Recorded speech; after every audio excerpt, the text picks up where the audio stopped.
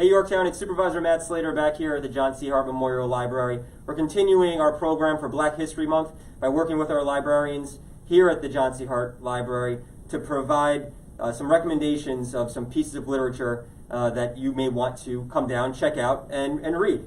As we said before, knowledge is power. Understanding different perspectives is so important this day and age, and understanding those perspectives helps us become a more understanding, empathetic, and inclusive community. And so with that, I'm going to pass it over to our librarians here to begin. And we have pieces from our children's library, and again, pieces for our more mature residents. You want to take it away? Okay, hi, I'm Jane from the Children's Department, and I'm going to talk to you about two great picture biographies that discuss some lesser-known Black heroes. So the first one is called Flying Free, How Bessie Coleman's Dreams Took Flight. Before Bessie Coleman blazed a high trail with her plane, before she performed death-defying shows, before she traveled the country speaking out against discrimination, Bessie was a little girl with a big imagination and a lot of determination. Though she endured racism and grueling training, she dared to dream and became the first Black female pilot in the world. Karen Parsons is the author of Flying Free. She's also the founder of Sweet Blackberry, an award-winning children's animated film series about unsung Black heroes in history. R. Gregory Christie is the illustrator of the book, and he's the recipient of the Caldecott Honor and a 6-time recipient of the Coretta Scott King Award. So I'm going to show you a couple pictures. There's a timeline that's called Trailblazing Women in Flight that talks about other women that were first in flying, and this is a picture of Bessie Coleman when she got her pilot's license back in 1921. That's a good one. And this is called The First Step, How One Girl Put Segregation on Trial, by Susan E. Goodman and illustrated by E.B. Lewis. Way back in 1847, a young African-American girl named Sarah Roberts attended a school in Boston.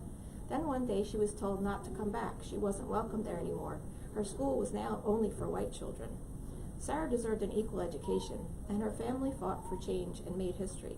Their lawsuit, Roberts versus the City of Boston, was the first case that challenged our legal system to outlaw segregated schools. Although Sarah lost her case, it was this first step that inspired other African Americans to push for their rights.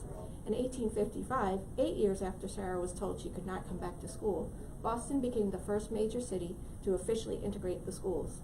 But it was more than 100 years before these first steps led to the U.S. Supreme Court's decision that separate schools can never be equal, and that separate schools must be outlawed in every state of the land.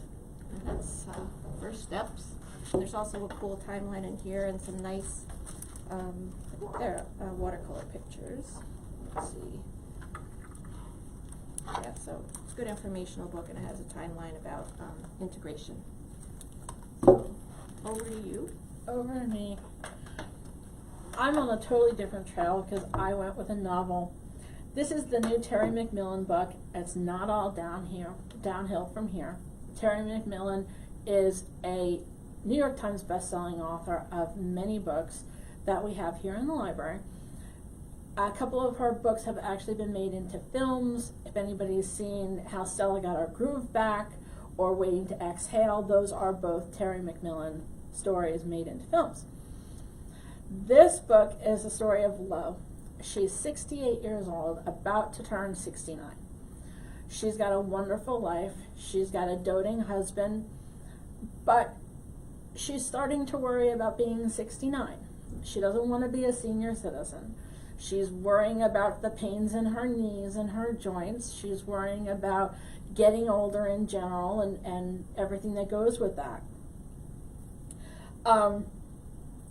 She is a very successful businesswoman. She's got a beauty supply store. She's got a couple of them. And as she's getting older, she's starting to think about maybe it's time to sell a store. Maybe it's time to hire more help and not work as much as she's been doing.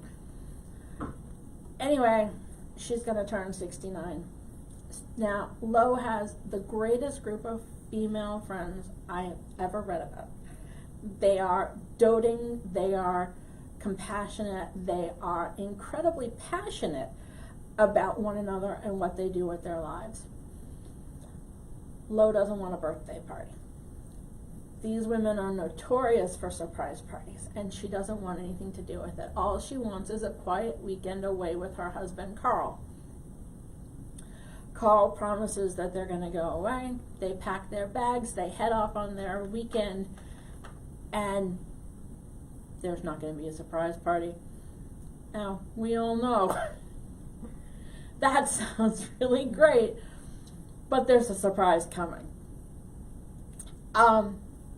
When Lo gets her surprise, her life changes.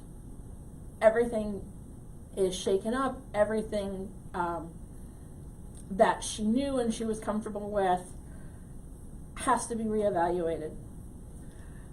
What happens in the rest of the book is that we learn how strong this woman is, how strong her friends are, how strong her family is.